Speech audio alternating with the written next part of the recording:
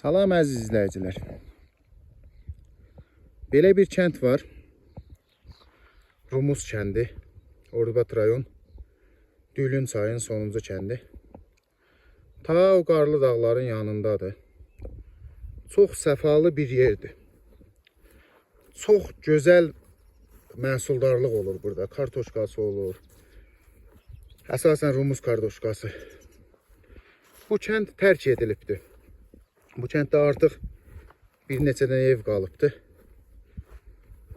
Buranı yayda yaylağa qalxan çobanlar istifadə edirlər. Buralar görürsünüz, hamısı evlər olubdur.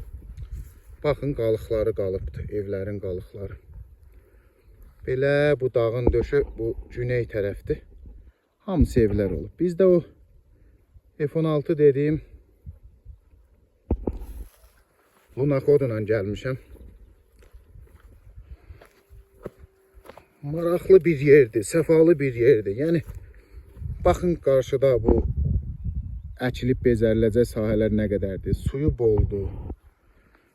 Yaxşı olar ki, heç olmasa yayda belə kəndlərimizi kənd təsərrüfatına qazandıralar.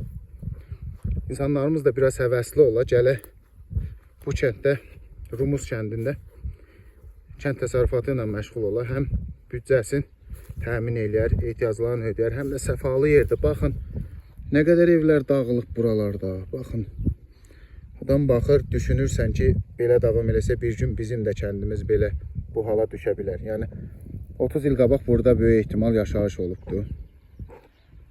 Çox, Ordubadın ən gözəl yeridir də. Yəni, mənim üçün Ordubadın ən səfalı yerlərindən biridir. Bax, orada o vaxt avtobus gətirib qoyublar. Dəhşətdir.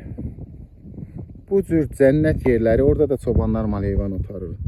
Cənnət yerləri vətənə yenidən qazandırmaq lazımdır. Əziz millətim, əziz xalqım, əziz Naxçıvan rəhbərliyi, əziz Azərbaycan rəhbərliyi. Belə yerləri başına buraxmaq olmaz. Belə yerlər, cəmaət gedirsən ki, məsələn, Aran düzlərinə baxanda orada nələrsə eləməyə çalışırlar. Biz amma bu qədər səfalı yerimizi başına buraxmışıq. Sağ olun, var olun.